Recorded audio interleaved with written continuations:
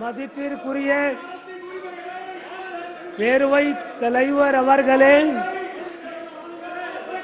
மதிப்பிற்குரிய முதல்வர் அவர்களே, மரியாதைக்குரிய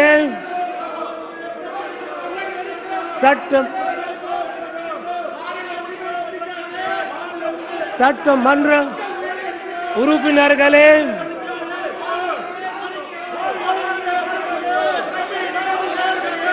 சட்ட பேரவை அலுவலர்களே, ஊடக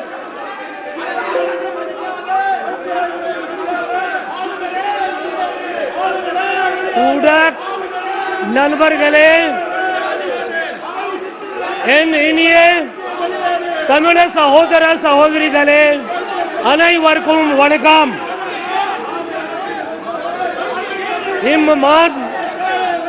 மன்றத்தில் 23ஆம் ஆண்டிற்கான சட்டமன்ற பேரவையின் முதல் கூட்டத்தில் என் உரையை ஆற்றுவதில் பெரும் மகிழ்ச்சி அடைகிறேன். என் இனிய தமிழ சகோதர சகோதரிகளுக்கும்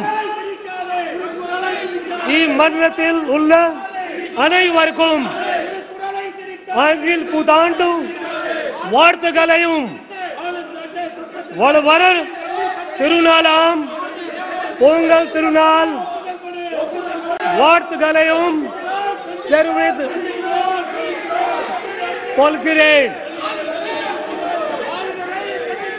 இந்த புத்தாண்டில் நம்ம மாநிலத்தில் மகிழ்ச்சியும் வளமும் வளர்ச்சியும் மென்மேலும் பெருக்க உள்மாற அந்த வாழ்த்துக்களை தெரிவித்துக் கொள்கிறேன். வரப்புயர் நீர் உயரும், நீர் உயர் நேல உயரும், நேல உயர குடி உயரும், குடி உயர கோல் உயரும், கோல் உயர கோன் உயர்வான். என் அவையாரின் முதுமொழியை சொல்லி என் உரையை தொடங்குகிறேன்.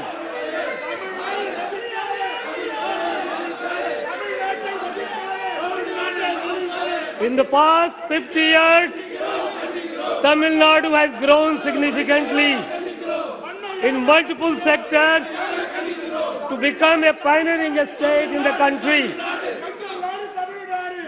During the 1960s, Tamil Nadu was lagging behind in social, economic, educational and health indicators when compared to other bigger states.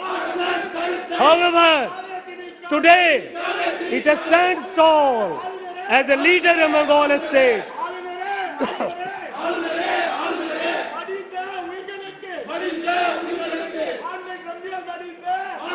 In the last year and a half, our Honorable Chief Minister has led the government on this development path through his untiring efforts and diligence. As a result, Tamil Nadu has been adjudged the best performing biggest state in India today's recent State of the State survey. This award is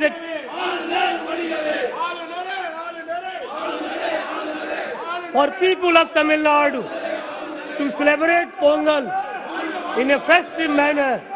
The Honorable Chief Minister has ordered the distribution of ₹1,000 as cash assistance, 1 kilogram raw rice, 1 kilogram sugar and 1 sugar cane to each of the 2.19 crore rice card holders in the state at a total cost of rupees 2,429 crore. The distribution has been inaugurated by the Honorable Chief Minister. I am confident that this will help the people of the state to celebrate Pongal, which is an integral part of Tamil society, with joy and gaiety. This government's deft management of Manda cyclone and northeast monsoon minimized damages in Chennai city to a great extent. In particular, construction of a stormwater drains for a length of 261 kilometers, another flood mitigation projects worth rupees 1,335 crore in Chennai city and peri-urban areas were sanctioned by this government, and of these 209 works were completed well before the onset of monsoon. Further, construction of 360 kilometers of high priority drains of Kosasti Basin was completed on a war footing. As a result, major areas of the core city, which were severely flooded last year, witnessed minimal stagnation during this monsoon. The traffic disruption caused by heavy rains was largely controlled and the city was quickly restored to normalcy. I convey my appreciation to this government for its exemplary and effective management of the Manda cyclone and northeast monsoon rains. This government, which functions on Mutamil Arinar Kalainar's philosophy of though we may fall, Tamil should flourish, is taking all steps to protect the rightful place of Tamil language. This government will continue to urge that all state languages should be accorded the official language status. Several states, including Tamil Nadu, had joined the GST regime, foregoing their fiscal autonomy on the assurance that their revenues will be protected. However, the anticipated revenues were not realized due to the drastic fall in revenue during the COVID pandemic. In such a scenario, the GST compensation regime has come to an end on 30th June 2022. Since the revenues of states are yet to fully recover from the impact of pandemic, this government urges the Government of India to further extend the GST compensation period by at least 2 more years. This government gives utmost importance to the prompt redressal of public grievances, in line with its commitment to providing good governance in the current year under the Mudalvarin Mugavari scheme. Out of 17.70 lakhs petitions received so far, more than 16.28 lakh petitions have been disposed. In order to ensure satisfactory resolution of these petitions, a monitoring unit has been established. In order to provide opportunities to the global Tamil diaspora to learn Tamil language and preserve Tamil culture, the government has established Tamil Parappurai Kadagam. The non-resident Tamils Welfare Board has been set up to act as a bridge between non-resident Tamils and their motherland and to protect their interest. As a part of these initiatives, this government has declared January 12 as Non-Resident Tamils Day, which is being celebrated. January 12 is also the National Youth Day and is the birthday of our great patriotic saint and leader Swami Vivekananda. Due to the economic crisis and resultant food shortage in Sri Lanka, the government of Tamil Nadu extended humanitarian assistance to Sri Lankans and sent rice, milk powder and life-saving medicines worth rupees 174 crore. The aid extended by the government of Tamil Nadu in these trying times has been widely appreciated. Due to the economic crisis, 216 Sri Lankan Tamils have come to Tamil Nadu and have been accommodated in camps where they are being provided with food, clothing, and basic amenities. This government is continuously taking measures to prevent drug smuggling, including a stringent enforcement of law and awareness creation among people.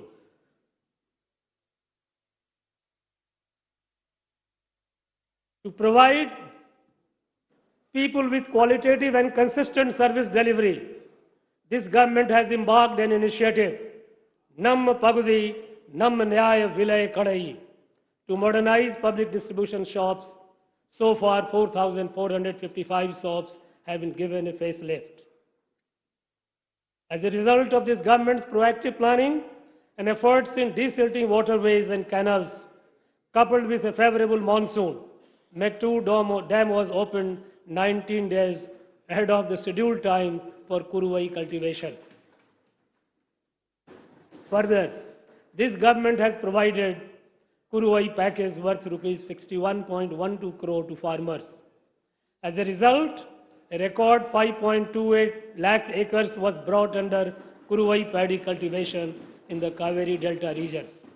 And so far, 36.20 lakh acres have been brought under Samba cultivation throughout the state. This government has announced an increase in procurement price of cow and buffalo milk by rupees 3 per litre without affecting the interest of the consumers. This has benefited 4.20 lakh milk producers in the state. This government accords highest priority for the welfare of fishermen and is proactively undertaking several development schemes. Construction of 5 new fishing harbors and improvement works in existing 3 fishing harbors at a total cost of rupees 982.30 crore are in progress. This government is committed to protect the fishing rights of Tamil Nadu fishermen in its traditional waters. In this year alone, 232 Tamil Nadu fishermen apprehended by the Sri Lankan Navy were released after the unstinting efforts of this government in collaboration with the government of India. Till date, 10 fishermen have not been released and 106 fishing boats continue to be under the custody of Sri Lankan government. This government will continue to urge that necessary steps be taken to restrain Sri Lankan Navy from apprehending our fishermen and to ensure early release of fishing boats and to find a permanent solution to these issues. Tamil Nadu has emerged as the forerunner in climate change mitigation in the country. In order to provide suitable policy directives on issues related to climate change, the Tamil Nadu Governing Council on Climate Change has been constituted with international experts under the chairmanship of Honorable Chief Minister. Further, to strengthen the state's efforts to climate change adaptation and mitigation, a climate summit was conducted by this government in Chennai on 8th and 9th December 2022.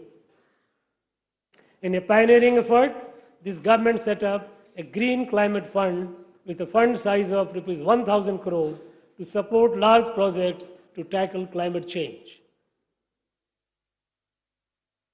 Not limiting itself to only welfare of human beings, this government upholds the age-old Tamil culture of caring and living in harmony with nature and all living beings. In this regard, this government has notified 2 bird sanctuaries at Kaduveli and Nanyarkulam and an elephant reserve at Agathiyar Malai. In an exemplary initiative, the government has notified India's first ever slender lorry sanctuary in Dindigul and Karur districts and Dugong Conservation Reserve in Park Bay. The government is taking steps to protect the critically endangered state animal Nilgiri Tar and has sanctioned Project Nilgiri Tar at a cost of rupees 25.14 crore. Under the Wetland Mission, Tamil Nadu has successfully obtained accreditation for 13 new Ramsar sites, the highest in the country. This government is committed to strongly asserting its rights on interstate river disputes. While maintaining friendly relations with neighboring states, this government will not permit any act that would be detrimental to the farmers of Tamil Nadu. The government is taking all necessary steps to prevent the construction of Mekadatu Dam.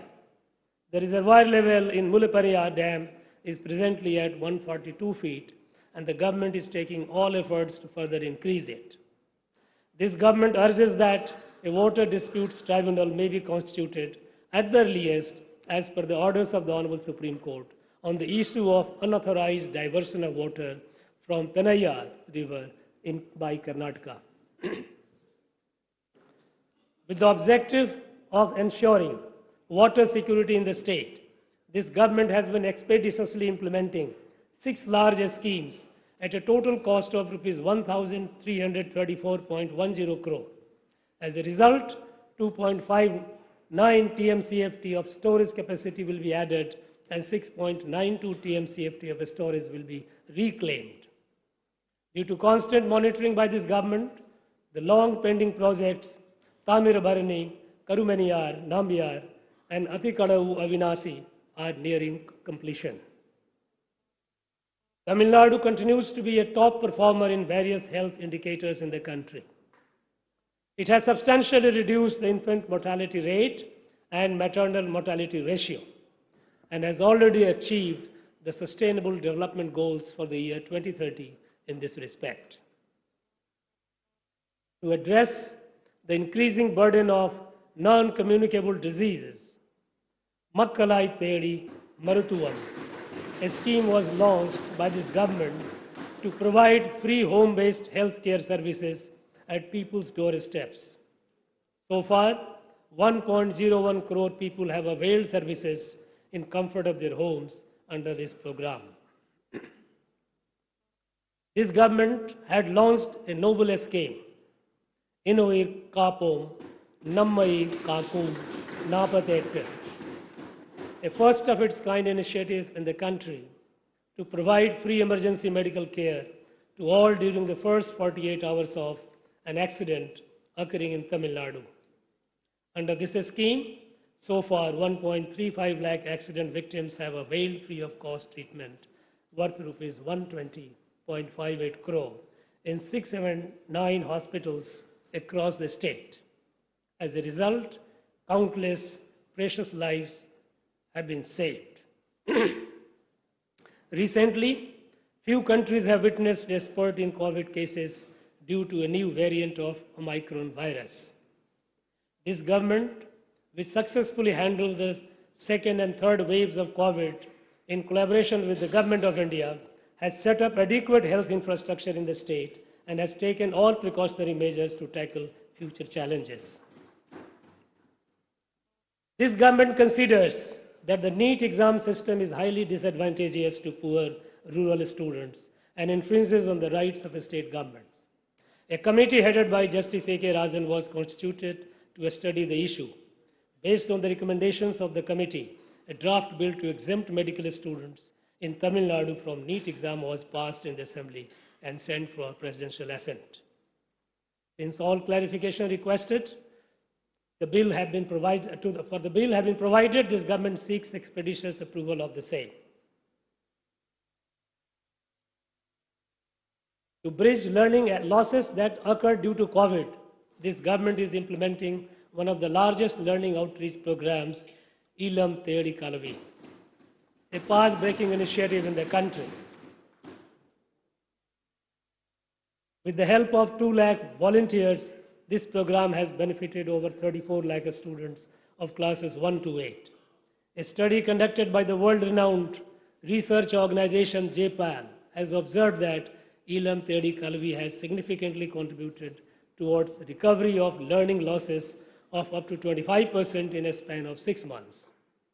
I am happy to inform that these results were presented at the Transforming Education Summit held alongside the United Nations General Assembly meetings and were widely appreciated. To ensure that all primary school children are able to read with comprehension and perform basic arithmetic operations by 2025, this government is implementing the Ennum Edudum program. It is the avowed objective of this government to ensure holistic development of every student through quality education. To achieve this objective, Perasiriyar Anubalagan School Development Scheme has been launched to modernize government schools and upgrade infrastructure over the next 5 years with an allocation of Rs 1,430 crore in the current year. In addition, the Honorable Chief Minister has announced that 7,200 new classrooms will be constructed with an outlay of Rs 1,050 crore. This government has planned to upgrade the 45-year-old Chennai Book Fair to global standards and will organize the Chennai International Book Fair for the first time from 16th to 18th January 2023 with participation from more than 25 countries. The objective of the book fair is to facilitate knowledge and copyright exchange between Tamil publishers and the global publishing industry. To realize Pavinder's dream, when shall we herald the day when the people of 1,000 languages will see the beauty of our mother Tamil and the poems of my Tamil people? The government of Tamil Nadu will provide a special grant to translate acclaimed Tamil literary works into international and other Indian languages. This government is taking steps to provide quality higher education and create a highly qualified and skilled human resource that would fulfill the needs of a fast-growing nation. To encourage girls and students to pursue higher education, this government has launched a landmark scheme, Moovalur Ramamirtham Ammayyar Ninnaiva Pudumai Pen Pittam. Under this scheme, Rs 1,000 is provided every month as cash assistance to all girl students pursuing higher education who have studied in government schools from 6th to 12th standard. In the current academic year, 1,28,780 girl students have benefited through this scheme, and this number is expected to cross 2 lakh before the end of this financial year. As a result of this scheme, the enrollment of girl students from government schools and colleges has increased considerably during the current academic year as compared to the previous academic year. To meet the needs of industry, new courses have been introduced in polytechnic colleges. Further, this government has begun women-friendly diploma courses to increase their employment opportunities. Civil and mechanical engineering diploma courses are being imparted in Tamil medium from the current academic year. For the first time in the country, this government has successfully conducted the International Chess Olympiad in Chennai, which was attended by around 1,800 sportspersons and delegates from over 180 nations. The event was inaugurated by the Honorable Prime Minister of India.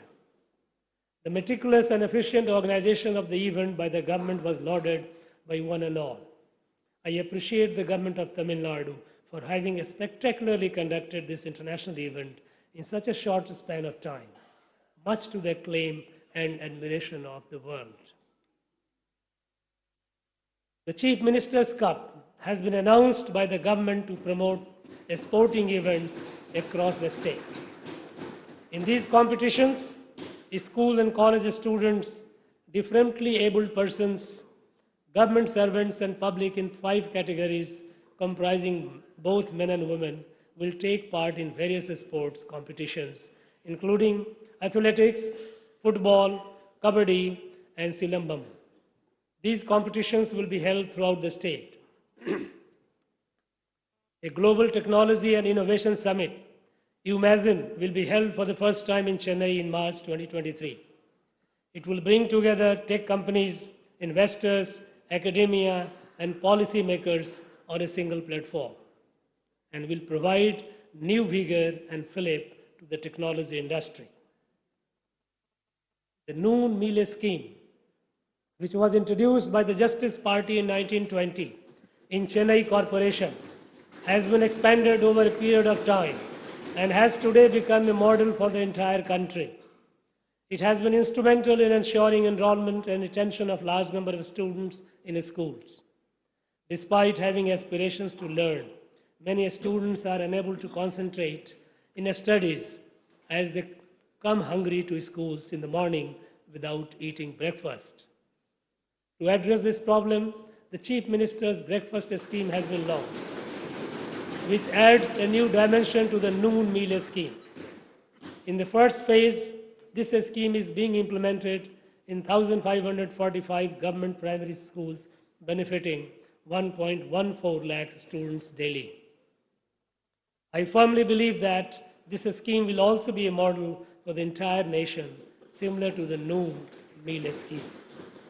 The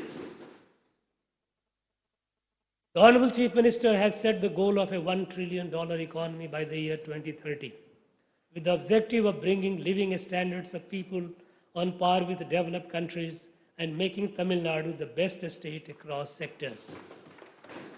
As a result of several investment conclaves and global outreach activities undertaken by this government since July 2021, 207 MOUs have been signed with a cumulative investment commitment of Rs 2,23,210 crore and employment opportunities to 3,44,150 persons. It is notable that Tamil Nadu has attracted foreign direct investment worth Rs 28,232 crore during this period. This government has released several sectoral policies such as the Tamil Nadu Life Sciences Promotion Policy, Tamil Nadu Research and Development Policy, Tamil Nadu Footwear and Leather Policy, and Tamil Nadu Aerospace and Defense Industrial Policy in 2022. Further policies to promote ethanol blending, green hydrogen, and e-vehicles will be released shortly. For creating an enabling ecosystem for IT companies to set up in towns other than Chennai, mini tidal parks are being established in 7 locations. Further, the state's third tidal park will be constructed in Madurai at an estimated cost of Rs 600 crores. The state government has begun preparatory works for setting up a greenfield international airport at Parandur in Kanchipuram district. This will help cater to the growing demand of air traffic, improve livelihood of the locals, and further economic development of the state. The MSME sector, which had been severely affected during COVID, has been a remarkable recovery owing to the multi-pronged interventions of the government. There has been an increase in bank credit to MSME by 20% and in the number of loan accounts by over 19% in the first half of this financial year. After this government assumed office, over 16,000 self-employment projects worth Rs 2,344 crore have been provided assistance. In addition, the government has opened 5 new industrial estates for MSMEs in the current year. The Tamil Nadu Startup and Innovation Mission has created a conducive ecosystem for startups in the state. The number of registered startups in the state has doubled since May 2021. Further, as a first in the country, a special fund of Rs 30 crore has been sanctioned to support SC/ST startups, and this has ensured inclusivity in the state's startup ecosystem. With a view to upgrade the skills and qualifications of our youth to international standards, this government has launched the Non-Mudalavan initiative. To bridge the gap in academia-industry linkage, students are being offered industry-relevant employability-oriented courses and internship programs. As part of this unique initiative, so far, 3 lakh students from engineering colleges have undergone these courses, and another 4.5 lakh students from arts and science colleges will also be benefited. The scheme aims to ensure that students secure employment commensurate with their educational qualifications and are industry ready by the time they complete their studies. This government is fully committed to deliver all basic amenities, improve infrastructure, and alleviate poverty through livelihood promotion schemes in rural areas. The Anait Gram Anna Marumalarchi Tittam has been relaunched by this government to ensure equitable and holistic development of all rural habitations.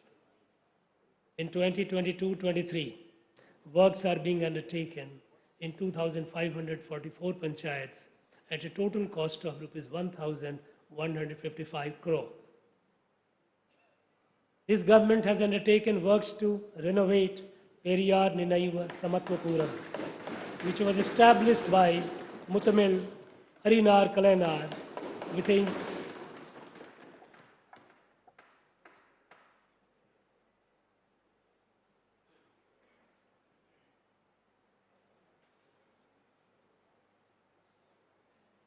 engineer. Huh? No.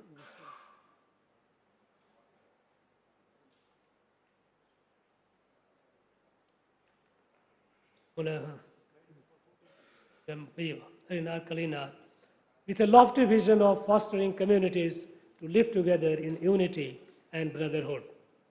In the first phase, 149 Samatwapurams have been taken up for renovation at a cost of rupees 190 crore, and the works will be completed shortly. Similarly, to upgrade infrastructural amenities in urban areas, the Honorable Chief Minister had announced in the previous Assembly session that a length of 20,990 kilometers of urban roads will be developed at a cost of rupees 9,588 crore in the next 4 years. These works are in progress and will be completed at the earliest.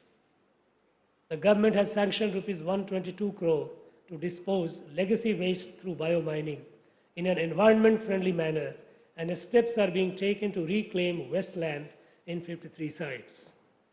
So far, 369 acres of land have been reclaimed and are being transformed into green spaces. In order to fulfill the drinking water needs of citizens, this government has sanctioned 103 combined water supply schemes at an estimated cost of rupees 15,734 crore under the Jal Jeevan mission. Further works to ensure drinking water supply in urban areas have been sanctioned at a cost of 3,166 crore under Amrit scheme. As a result, 1.64 crore people across the state will be benefited. With a view to ensure planned urbanization in cities, 6 new urban development authorities have been established. As Chennai and its surrounding areas are developing at a fast pace, it is essential to facilitate economic growth by ensuring provision of basic amenities in such urban agglomerations. Towards this end, this government has announced a 5-fold expansion of the Chennai metropolitan area to 5,904 square kilometers. The Chennai Unified Metropolitan Transport Authority was constituted in 2010 for preparation of transportation plans and institutional coordination across agencies and departments involved in urban mobility in the Chennai metropolitan area. This government has revived this body, which had been defunct for several years. The first meeting of this authority was conducted under the chairmanship of Honorable Chief Minister last November. Initiatives such as integrated ticketing facility, comprehensive mobility plans, and safe commutes to women and students will be undertaken.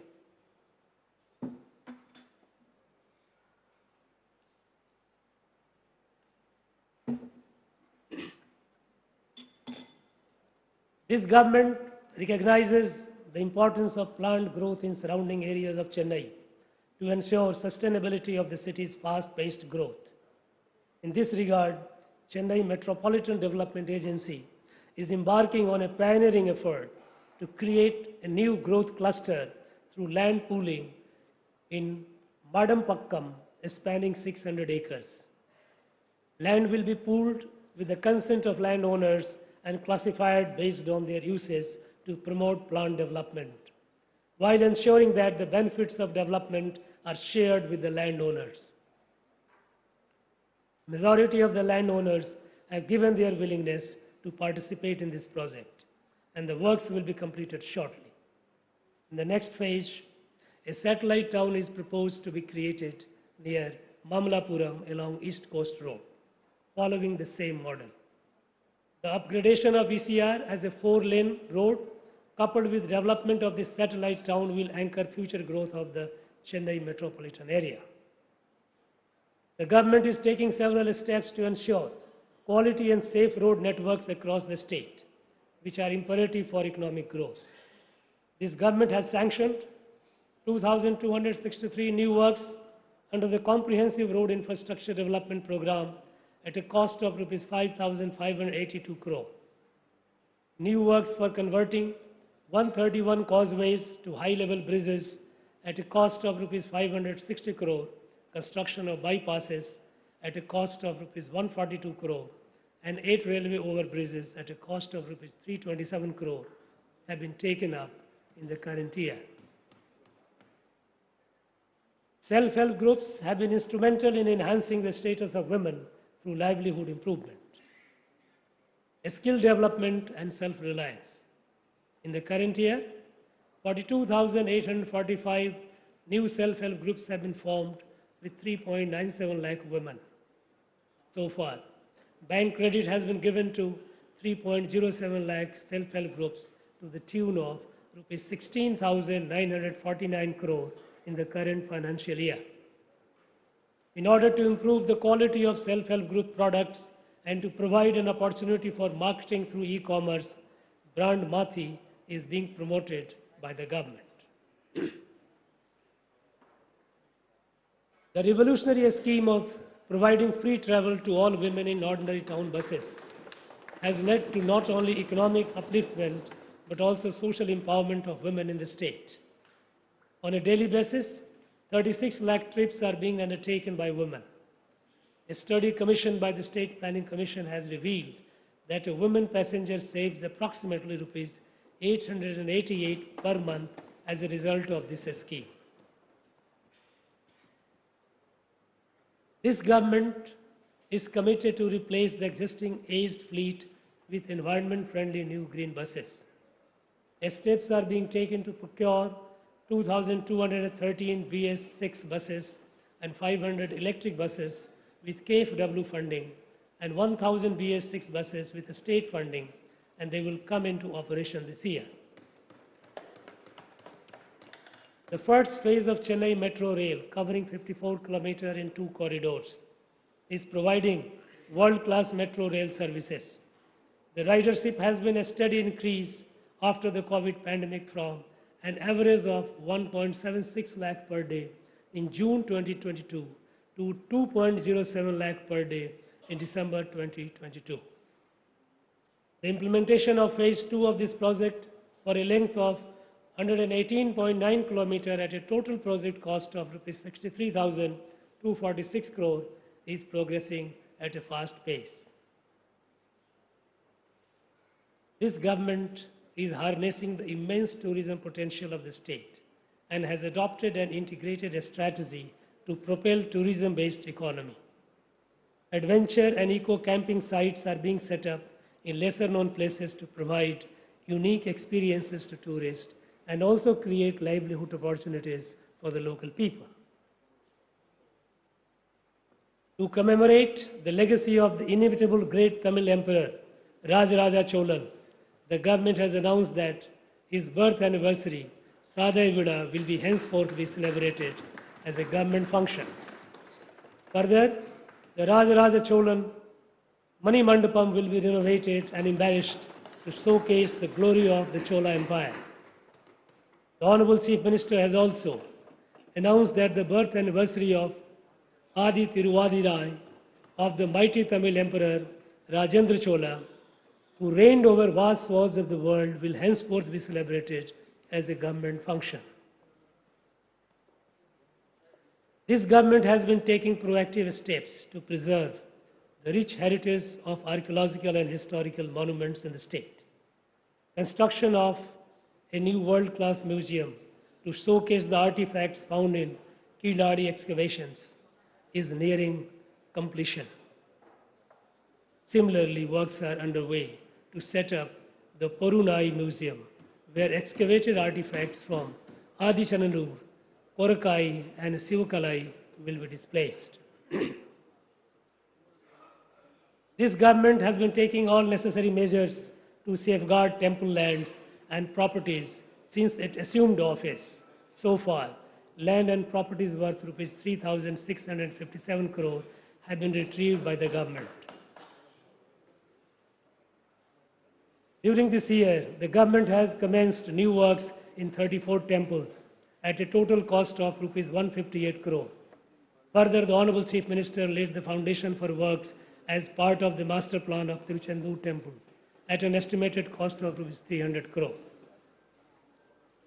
This government, true to its philosophy of furthering inclusive growth, is implementing various special schemes towards socio-economic and educational development of the marginalized and weaker sections of the society. Several works, including construction of new hostels, smart classrooms, and upgradation of residential schools for Adi Dravidar and tribal students, are being undertaken at a cost of rupees 425.40 crores. Works are in progress for the construction of 1,537 houses for particularly vulnerable homeless tribals throughout the state. To protect the rights of forest-dwelling tribes, 2,293 tribal families have been given forest rights under the Forest Rights Act 2006 during the last 1.5 years. Tamil Nadu has adopted a unique reservation system to further social justice in the state and ensure advancement of socially backward classes. This government is firm on continuing the present reservation policy in the state, as the 10% quota for economically weaker section is against the ideals of social justice. To ensure economic development of socially backward sections of the society, steps are being taken to provide loans worth rupees 210 crore through the Tamil Nadu Backward Classes Economic Development Corporation and Tamil Nadu Minorities Economic Development Corporation. The government is firmly committed to safeguard the rights and interests of minorities in the state.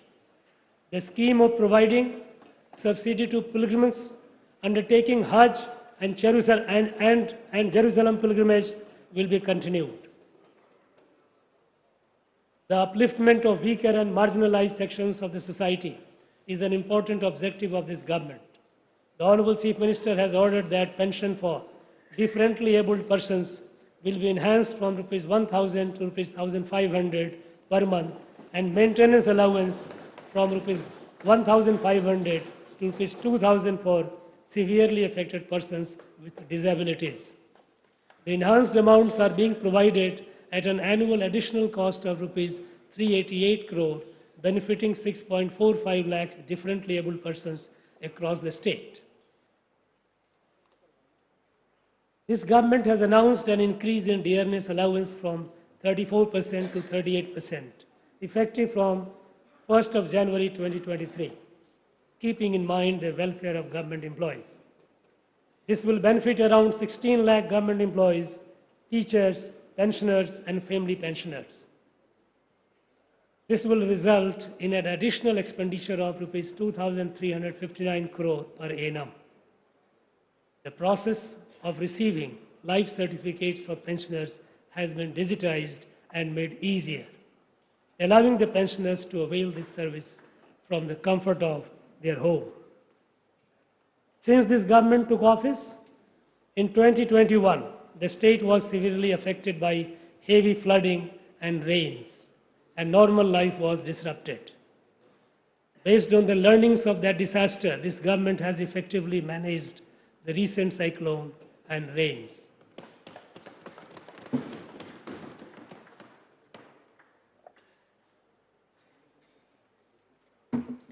The state's economy was in doldrums due to several reasons, including COVID. Within the last year and a half, due to the economic reforms, welfare schemes, and development works carried out by this government, the economy has been revived and the state has been marching ahead in the path of development.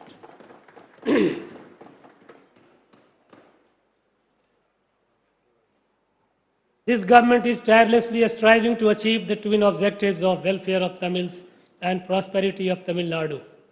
This government will overcome any challenges in achieving this goal and successfully take Tamil Nadu on a high growth trajectory. This year, I hope that all of you will constructively participate in legislative debates, enact required legislations for the welfare of people and socio-economic growth of the state, and extend cooperation to the government's endeavor in achieving these objectives. I once again wish everyone a very happy New Year and Pongal, and conclude my address with the immortal words of Mahakavi Bhartiyar. வாழிய செந்தமிழர் வளகார் நற்றமிழர் வாழிய பாரதமணி திருநாடு வளகா பாரதம் ஜெய் ஹிந்த்.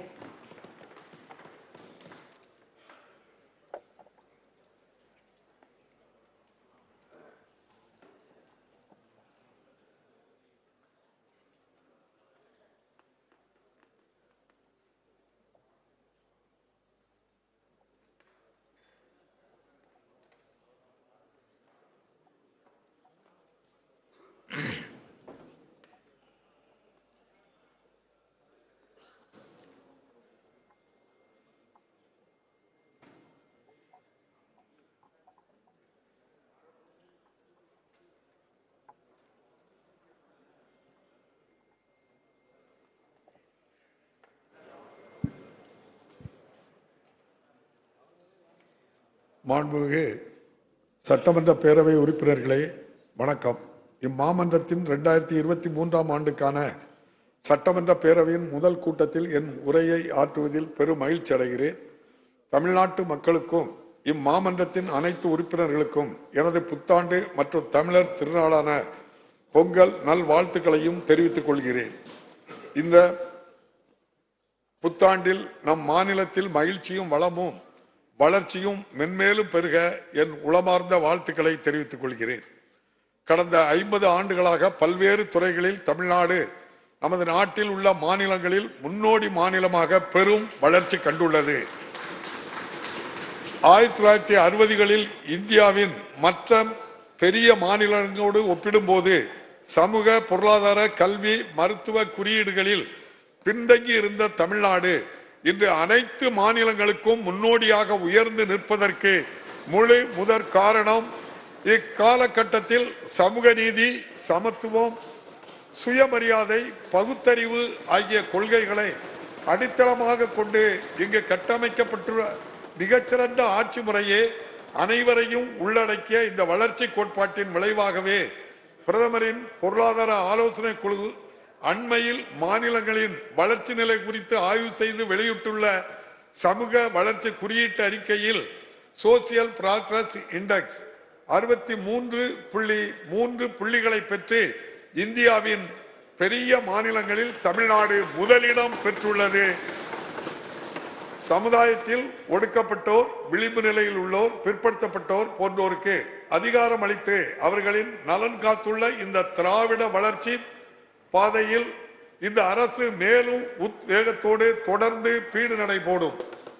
இந்த வளர்ச்சி பயணத்தில் கடந்த 1.5 ஆண்டுகளாக நமது மாண்புமிகு முதலமைச்சர் அவர்கள் அயராது உழைப்போடும் அக்கறையோடும் இந்த அரசை வழிநடத்தி வந்துள்ளார்கள். இந்த வகையில் அண்மையில் இந்தியா டுடே பத்திரிகை நடத்திய மாநிலங்களின் நிலை என்ற ஆய்வு சிறப்பாக செயல்படும் பெரிய மாநிலங்களில் முதன்மை மாநிலம் தமிழ்நாடு என்று முடிவு செய்துள்ளது. இந்த சாதனை நம் மாண்புமிகு முதலமைச்சர் அவர்களின் ஆற்றல் மிக்க தலைமைக்கும் சமூக நீதியையும் அனைவரையும் உள்ளடக்கிய வளர்ச்சியையும் அடிப்படையாக கொண்ட திராவிட மாடல் ஆட்சிக்கும் அளிக்கப்பட்டுள்ள நற்சான்றாகும். திராவிட மாடல் ஆட்சிக்கும் அளிக்கப்பட்டுள்ள நற்சான்றாக இந்தியாவே இதை ஏற்றுக்கொள்கின்ற வகையில் உள்ளது. தமிழ்நாட்டில் பொங்கல் பண்டிகையை மக்கள் சிறப்பாக கொண்டாடும் விதமாக 2429 கோடி ரூபாய் செலவில் 2.19 கோடி அரிசி அட்டைதாரர்கள் பயனடையும் வகையில் ஒவ்வொரு அரிசி அட்டைதாரருக்கும் 1000 ரூபாயும் 1 கிலோ பச்சரிசியும் 1 கிலோ சர்க்கரையும் 1 முழு செங்கருப்பும் வழங்கிட மாண்புமிகு முதலமைச்சர் அவர்கள் ஆணையிட்டு இன்று அதனை தொடங்கி வைத்துள்ளார்கள். தமிழ்நாட்டு மக்கள் அனைவரும் உவகையுடன் தமிழர் திருநாளை கொண்டாடிட இது பெரிதும் உதவும் என நான் நம்புகிறேன். மாண்டஸ் புயல் வடகிழக்கு பருவமழையை அரசு சிறந்த முறையில் கையாண்டதால் சென்னை மாநகரில் அதன் தாக்கம் மிக குறைந்த அளவிலேயே இருந்தது. குறிப்பாக சென்னை மற்றும் புறநகர் பகுதிகளில் மழைக்காலம் தொடங்குவதற்கு முன்னரே 261 கிலோமீட்டர் நீளமுள்ள மழைநீர் கால்வாய்கள் மற்றும் இதர வெள்ளத்தடுப்பு திட்டங்களுக்காக 1335 கோடி ரூபாய் அரசால் ஒதுக்கீடு செய்யப்பட்டு அதில் 200 கிலோமீட்டர் நீளமுள்ள கால்வாய்கள் கட்டி முடிக்கப்பட்டுள்ளன. மேலும் கொசத்தலை ஆற்றில் 360 கிலோமீட்டர் நீளத்திற்கு மிக முக்கிய மழைநீர் கால்வாய்கள் போர்க்கால அடிப்படையில் கட்டமைக்கப்பட்டுள்ளன. இதன் விளைவாக கடந்த காலங்களில் அதிக அளவில் மழை வெள்ள பாதிப்பிற்கு உள்ளான சென்னை மாநகரின் முக்கியமான பகுதிகள் இந்த பருவமழை காலத்தில் மிக குறைந்த அளவிலேயே பாதிப்படைந்தன. மழை வெள்ளத்தின் காரணமாக ஏற்படக்கூடிய போக்குவரத்து நெரிசலும் பெருமளவு குறைக்கப்பட்டு மாநகரம் உடனடியாக இயல்பு நிலைக்கு திரும்பியது. மாண்டஸ் புயலையும் வடகிழக்கு பருவமழையையும் மிகச்சிறப்பாக கையாண்ட இந்த அரசுக்கு எனது பாராட்டுகளை தெரிவித்துக் கொள்கிறேன். வீழ்வது நாமாக இருப்பினும் வாழ்வது தமிழாக இருக்கட்டும் என்ற முத்தமிழறிஞர் கலைஞர் அவர்களின் கொள்கை நிலைப்பாட்டுடன் செயல்படும் இந்த அரசு தமிழ் மொழியின் உரிமையை காக்க அனைத்து நடவடிக்கைகளையும் மேற்கொண்டு வருகிறது. அலுவல் மொழி பயன்பாடு தொடர்பாக தமிழ் உள்ளிட்ட மாநில மொழிகளின் நலனுக்கு குந்தகம் விளைவிக்கும் முயற்சிகளுக்கு எதிராக ஏற்கனவே இந்த மாமன்றத்தில் தீர்மானம் நிறைவேற்றப்பட்டுள்ளது. அனைத்து மாநில மொழிகளையும் அலுவல் மொழியாக அறிவிக்க வேண்டும் என்று இந்த அரசு தொடர்ந்து வலியுறுத்தும். மாநிலங்களின் வருவாய் பாதுகாக்கப்படும் என்று அளிக்கப்பட்ட வாக்குறுதியின் அடிப்படையில் தமிழ்நாடு உள்ளிட்ட பல மாநிலங்கள் தங்களது வரி விதிக்கும் அதிகாரத்தை விட்டுக் கொடுத்து சரக்கு மற்றும் சேவை வரி முறையில் இணைந்தன. ஆனால் கோவிட் பெருந்தொற்று காலத்தில் வரி வளர்ச்சி வீழ்ச்சியடைந்ததால் மாநிலங்களின் வருவாய் எதிர்பார்த்த அளவில் இல்லை. இந்நிலையில் 30/6/2022 நாளுடன் சரக்கு மற்றும் சேவை வரி இழப்பீடு வழங்கும் காலம் முடிவடைந்துள்ளது. கோவிட் பெருந்தொற்றின் தாக்கத்தில் இருந்து மாநிலங்களின் வருவாய் இன்னும் முழுமையாக மீளாத நிலையில் இழப்பீடு வழங்கும் காலத்தினை குறைந்தபட்சம் மேலும் 2 ஆண்டுகளுக்காவது நீட்டிக்க வேண்டும் என்று ஒன்றிய அரசை இந்த அரசு வலியுறுத்துகின்றது. பொதுமக்களின் குறைகளை உடனுக்குடன் தீர்த்து நல்லாட்சியை வழங்கிட இந்த அரசு மிகுந்த முக்கியத்துவம் அளித்து வருகின்றது. நடப்பாண்டில் முதல்வரின் முகவரி திட்டத்தின் கீழ் இதுவரை பெறப்பட்டுள்ள 17,70,000 மனுக்களில் 16,28,000க்கும் மேலான மனுக்களுக்கு தீர்வு காணப்பட்டுள்ளது. இந்த மனுக்கள் மீது திருப்திகரமான முறையில் தீர்வுகள் காணப்படுவதை உறுதி செய்திட கண்காணிப்பு பிரிவு ஒன்று அமைக்கப்பட்டுள்ளது. உலகெங்கும் விரவியுள்ள தமிழர்களுக்கு தமிழ் மொழியை கற்பதற்கான வாய்ப்புகளை ஏற்படுத்தவும் தமிழ் பண்பாட்டினை பேணி காக்கவும் தமிழ் பரப்புரை கழகம் உருவாக்கப்பட்டுள்ளது. மேலும் அயலக தமிழர்களுக்கும் தாய் தமிழ்நாட்டிற்கும் ஒரு பாலமாக இயங்குவதற்கும் அவர்களின் நலனை காப்பதற்கும் அயலக தமிழர் நல வாரியம் அமைக்கப்பட்டுள்ளது. இம்முயற்சிகளின் ஒரு பகுதியாக ஆண்டுதோறும் ஜனவரி 12ஆம் நாள் அயலக தமிழர் தினமாக இந்த அரசால் அறிவிக்கப்பட்டு கொண்டாடப்பட்டு வருகிறது. இலங்கையில் ஏற்பட்ட பொருளாதார நெருக்கடியினால் உணவு பற்றாக்குறையினால் பாதிக்கப்பட்ட இலங்கை மக்களுக்கு மனிதாயமான அடிப்படையில் 174 கோடி ரூபாய் மதிப்புள்ள அரிசி, பால் பவுடர், உயிர்காக்கும் மருந்துகள் ஆகியவற்றை இந்த அரசு வழங்கியது. இக்கட்டான சூழலில் உதவிக்கரம் நீட்டிய தமிழ்நாடு அரசின் இந்த நடவடிக்கையை அனைவரும் பாராட்டியுள்ளனர். இக்காலகட்டத்தில் பொருளாதார நெருக்கடி காரணமாக 216 இலங்கை தமிழர்கள் தமிழ்நாட்டிற்கு வந்துள்ளனர். அவர்களை முகாம்களில் தங்க வைத்து தேவையான உணவு, உடை, அடிப்படை வசதிகள் போன்றவை வழங்கப்படுகின்றன. மாநிலத்தில் சட்டம் ஒழுங்கை நிலைநாட்டிட இந்த அரசு உயர் முன்னுரிமை அளிக்கின்றது. வன்முறையில்லா ஒரு அமைதி பூங்காவாக தமிழ்நாடு தொடர்ந்து திகழ்வதற்கு தேவையான அனைத்து நடவடிக்கைகளையும் இந்த அரசு மேற்கொண்டு வருகிறது. நம் இளைய தலைமுறையின் எதிர்காலத்தின் மீது அக்கறை கொண்டு போதைப் பொருட்களின் விநியோகத்தையும் பயன்பாட்டையும் இரும்பு கரம் கொண்டு ஒடுக்க மாண்புமிகு முதலமைச்சர் அவர்கள் உறுதியாக உள்ளார். போதைப் பொருட்களின் கடத்தல் தடுப்பு சட்டங்களை தீவிரமாக அமுல்படுத்துவதில் மக்களிடையே விழிப்புணர்வை ஏற்படுத்தல் போன்ற நடவடிக்கைகளை இந்த அரசு தொடர்ந்து மேற்கொண்டு வருகின்றது. மக்களுக்கு சீராகவும் சிறப்பாகவும் சேவைகளை வழங்கும் எழில் கூடங்களாக பொது விநியோக கடைகளை மாற்றி அமைத்திட இந்த அரசு நம்ம பகுதி நம்ம நியாய கடை என்ற புதிய முயற்சியை தொடங்கியுள்ளது. இத்திட்டத்தின் கீழ் இதுவரை 4455 பொது விநியோக கடைகள் மேம்படுத்தப்பட்டுள்ளன. நீர்நிலைகளையும் கால்வாய்களையும் முன்கூட்டியே திட்டமிட்டு தூர்வாருவதில் முனைப்பான முயற்சிகளை இந்த அரசு மேற்கொண்டதாலும் நல்ல பருவமழை பெய்ததாலும் குறுவை சாகுபடிக்கு மேட்டூர் அணை உரிய காலத்திற்கு 19 நாட்கள் முன்னதாகவே திறக்கப்பட்டது. மேலும் உழவர்களுக்கு 61 கோடியே 12 லட்சம் மதிப்பிலான குறுவை தொகுப்பை இந்த அரசு வழங்கியுள்ளது. இவை காரணமாக காவிரி டெல்டா பகுதியில் 5,28,000 ஏக்கர் பரப்பில் குறுவை நெல் சாகுபடி செய்து வரலாற்று சாதனை படைக்கப்பட்டதோடு மாநிலத்தில் சம்பா சாகுபடி இதுவரை 36,20,000 ஏக்கர் பரப்பில் மேற்கொள்ளப்பட்டுள்ளது. நுகர்வோர் பாதிக்கப்படாத வகையில் பசும்பால், எருமைப்பால் ஆகியவற்றின் கொள்முதல் விலையை லிட்டருக்கு 3 ரூபாய் உயர்த்தி அரசு அறிவித்துள்ளது. இதன் மூலம் மாநிலத்தில் உள்ள 4,20,000 பால் உற்பத்தியாளர்கள் பயன்பெறுகின்றார்கள். மீனவர் நலனில் மிகுந்த அக்கறை கொண்ட இந்த அரசு அவர்களின் நலனுக்காக பல்வேறு வளர்ச்சி திட்டங்களை முனைப்புடன் செயல்படுத்தி வருகிறது. தமிழ்நாட்டில் 5 புதிய மீன்பிடி துறைமுகங்கள் அமைக்கும் பணிகளும் 3 மீன்பிடி துறைமுக மேம்பாட்டு பணிகளும் மொத்தம் 982 கோடியே 30 லட்சம் ரூபாய் மதிப்பீட்டில் மேற்கொள்ளப்பட்டு வருகின்றன. பாரம்பரிய கடற்பகுதியில் தமிழ்நாட்டு மீனவர்களின் மீன்பிடி உரிமைகளை பாதுகாப்பதில் இந்த அரசு உறுதியாக உள்ளது. இந்த ஆண்டில் மட்டும் இலங்கை கடற்படையினால் கைது செய்யப்பட்ட 232 தமிழ்நாட்டு மீனவர்கள் இந்த அரசின் தீவிர முயற்சியால் மீட்கப்பட்டுள்ளனர். இன்று வரை 10 மீனவர்கள் இலங்கை அரசால் திருப்பி அனுப்பப்படவில்லை. 106 மீன்பிடி படகுகள் இலங்கை அரசின் கட்டுப்பாட்டில் இன்னும் உள்ளன. இலங்கை கடற்படையினர் நமது மீனவர்களை கைது செய்வதை தடுக்கவும் மீனவர்களின் உடைமைகளை விடுவிக்கவும் உரிய நடவடிக்கைகளை மேற்கொள்ளுமாறு இப்பிரச்சனைகளுக்கு நிரந்தர தீர்வு காணவும் இந்த அரசு தொடர்ந்து வலியுறுத்தும். காலநிலை மாற்றத்தால் ஏற்படும் தாக்கத்தை தணிப்பதில் நாட்டிலேயே முன்னோடி மாநிலமாக தமிழ்நாடு திகழ்கிறது.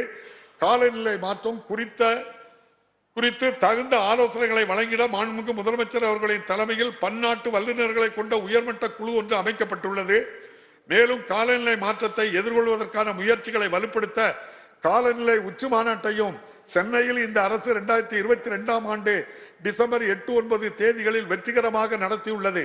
ஒரு முன்னோடி முயற்சியாக காலநிலை மாற்றத்தை எதிர்கொள்வதற்கான பெரும் திட்டங்களுக்கு ஆதரவளிக்கும் வகையில் 1000 கோடி ரூபாய் மதிப்பில் பசுமை காலநிலை நிதியத்தை கிரீன் கிளைமேட் ஃபண்ட் அரசு அமைத்துள்ளது. மானிட நலன் மட்டுமின்றி பகுத்துண்டு பல்லுயிர் ஓம்பும் தமிழர் பண்பாட்டை பேணி காக்கவும் இவ்வரசு கழுவேலி, நஞ்சராயன் குளம் ஆகிய இடங்களில் பறவைகள் சரணாலயங்களையும் அகத்தியர் மலையில் யானைகள் காப்பகத்தையும் அமைக்க ஆணையிட்டுள்ளது. அதுபோல் இந்தியாவிலேயே முதல் முயற்சியாக திண்டுக்கல், கரூர் மாவட்டங்களில் தேவாங்கு காப்பகத்தையும் பாக் விரிகுடாவில் கடற்பசு காப்பகத்தையும் இந்த அரசு அமைத்துள்ளது. அழிவின் விளிம்பில் உள்ள மாநில விலங்கான நீலகிரி வரையாட்டை பாதுகாத்திட நீலகிரி வரையாடு திட்டத்தை 25 கோடியே 14 லட்சம் ரூபாய் செலவு மதிப்பில் செயல்படுத்திட இந்த அரசு ஆணையிட்டுள்ளது. ஈரநில இயக்கத்தின் வெட்லாண்ட் மிஷன் கீழ் 13 புதிய ராம்சர் தளங்களுக்கான அங்கீகாரத்தை பெற்று நாட்டிலேயே முதல் நிலையை தமிழ்நாடு எட்டியுள்ளது. அண்டை மாநிலங்களுள் நட்புறவை பேணும் அதே வேளையில் மாநிலங்களுக்கு இடையே பாயும் நதிகளின் நீர் பிரச்சனைகளில் நம் உரிமைகளை பாதுகாத்திட இந்த அரசு உறுதியாக உள்ளது. தமிழ்நாட்டின் உழவர் பெருமக்களை பாதிக்கும் எந்த நடவடிக்கையும் இந்த அரசு ஒருபோதும் அனுமதிக்காது. மேகதாது அணை கட்டுவதை தடுக்க தேவையான நடவடிக்கைகளை அரசு மேற்கொண்டு வருகிறது. முல்லை பெரியாறு அணையில் 142 உயரத்திற்கு நீர் தேக்கப்பட்டுள்ளதோடு அணையின் உயரத்தை மேலும் உயர்த்த அனைத்து முயற்சிகளையும் இந்த அரசு மேற்கொண்டு வருகிறது. பெண்ணையாற்றில் இருந்து கர்நாடக மாநிலம் அனுமதியின்றி தண்ணீரை திசை திருப்பும் பிரச்சனையில் மாண்புவகை உச்சநீதிமன்றத்தின் உத்தரவுப்படி நதிநீர் தீர்ப்பாயத்தை விரைந்து அமைத்திட இந்த அரசு வலியுறுத்துகிறது. மாநிலம் முழுவதும் நீர் பாதுகாப்பை உறுதி செய்யும் வகையில் 1334.10 கோடி ரூபாய் மதிப்பீட்டிலான 6 பெருந்திட்டங்களை இந்த அரசு விரைந்து செயல்படுத்தி வருகிறது.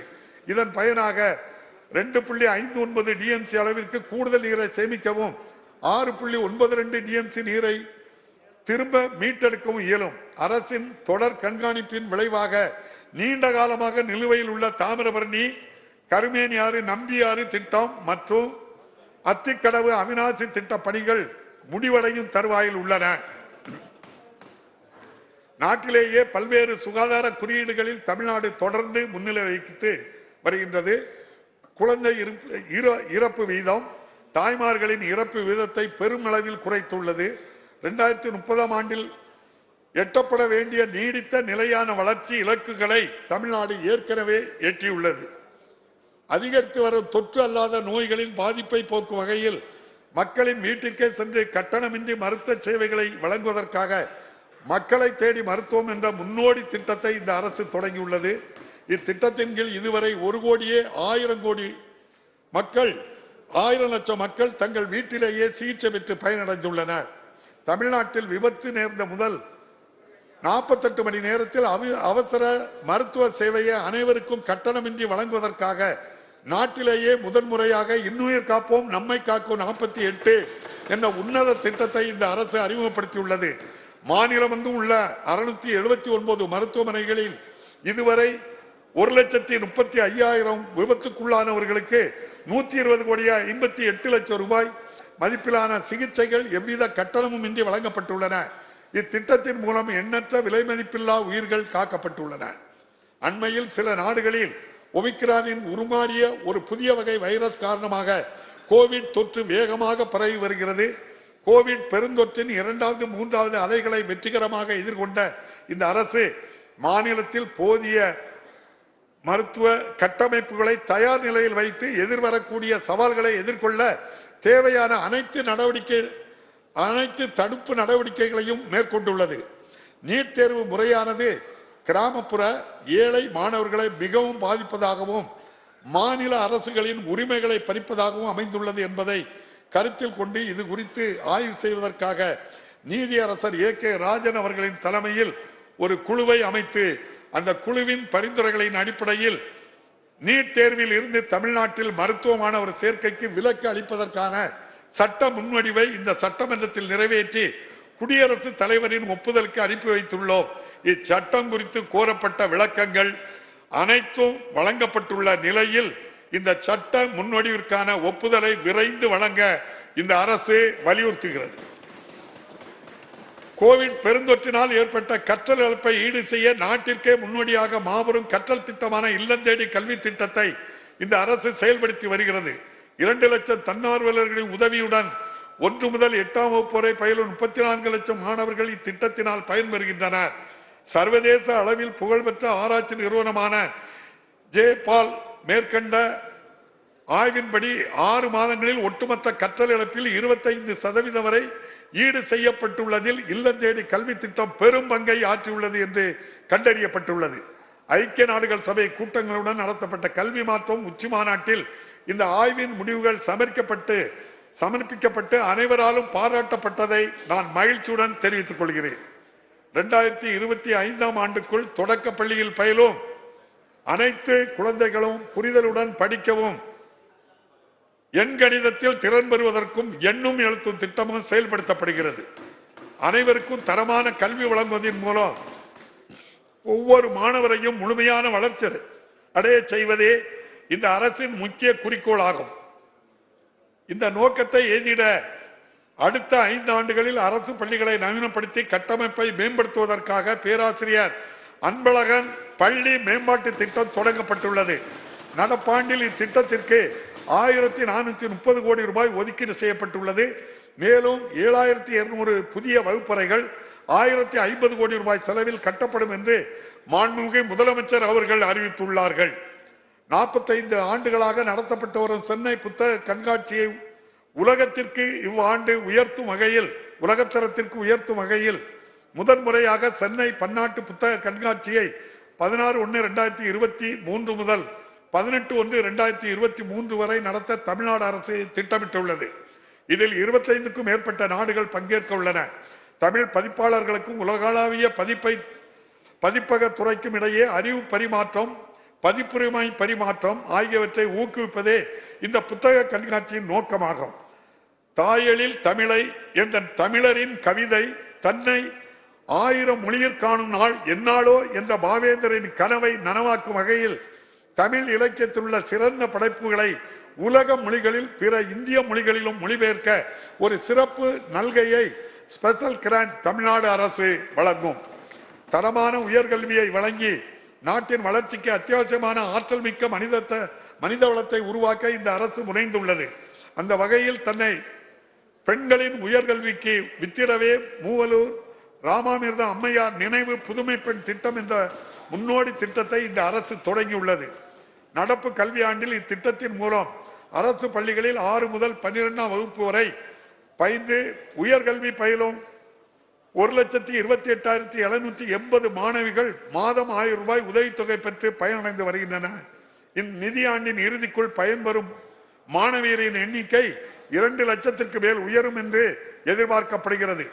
இதன் விளைவாக கடந்த ஆண்டை காட்டிலும் நடப்பு கல்வியாண்டில் கல்லூரிகளில் அரசு பள்ளி மாணவியரின் சேர்க்கை கணிசமாக அதிகரித்துள்ளது.